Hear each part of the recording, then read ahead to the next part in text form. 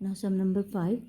In sum number 5, a photographer of a bacteria enlarged 50,000 times attains a length of 5 cm as shown in the diagram.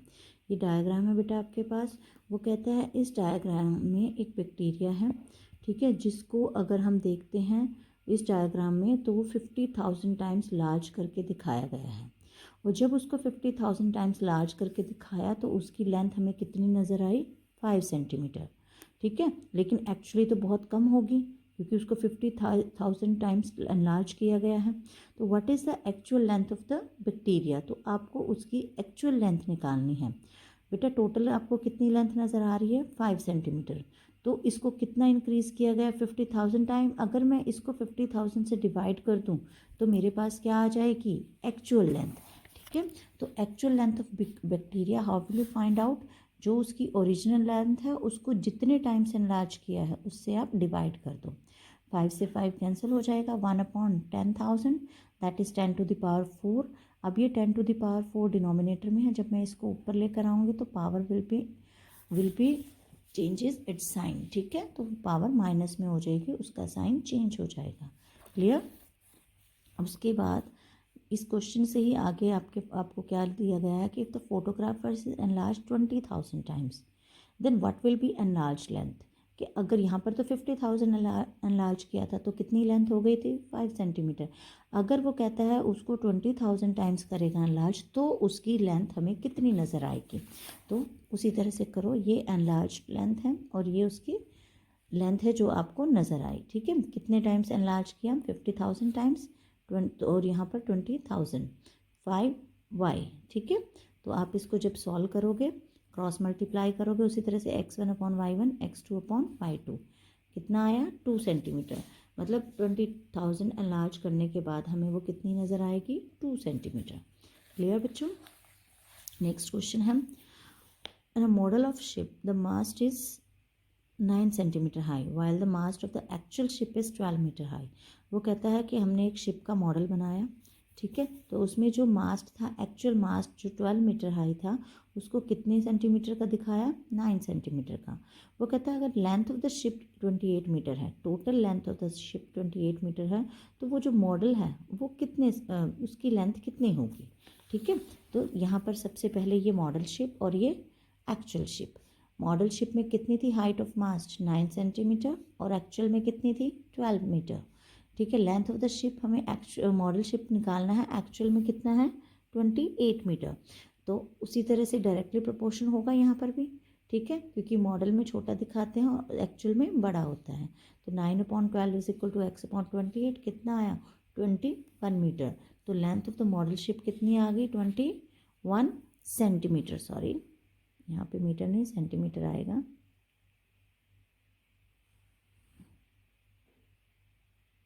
Okay,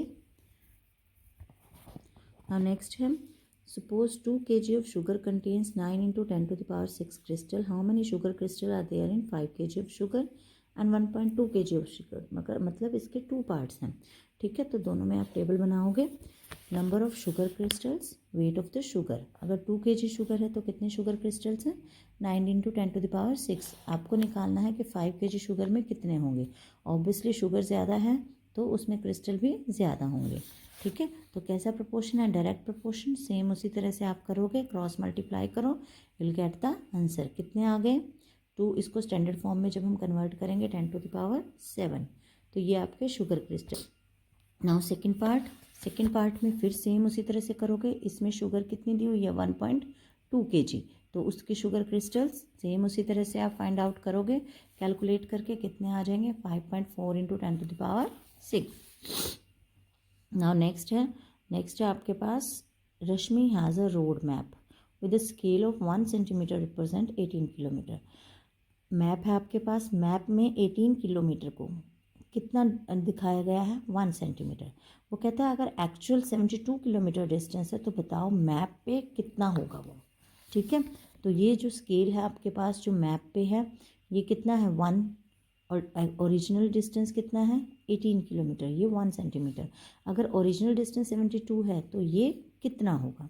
तो again इसको भी उसी तरह से लेंगे. 1/18 is equal to x/72. ठीक है, यहाँ से आ गया 4, मतलब डिस्टेंस कवर्ड इन मैप कितना हो जाएगा 4 सेंटीमीटर। क्लियर। नेक्स्ट है बच्चे आपके पास नाइन्थ सम में आपके पास फिर क्या है, a 5 metre 60 centimetre high vertical pole cast a shadow 3 metre 20 centimetre long. एक पोल है आपके पास, उसकी शेडो कितनी लंबी है 3 metre 20 centimetre. Find at the same time the length of the shadow cast by another pole. अगर इतना हाइट होती पोल की तो उसकी शेडो कितनी होती, आपको length of the shadow find out करनी है। तो 2 आएगा आपके पास, 2 कॉलम्स 2 रोज बनेंगी, height of pole length of shadow. Height of pole में 5 मीटर 60 सेंटीमीटर, इसको किस में कन्वर्ट करो मीटर में।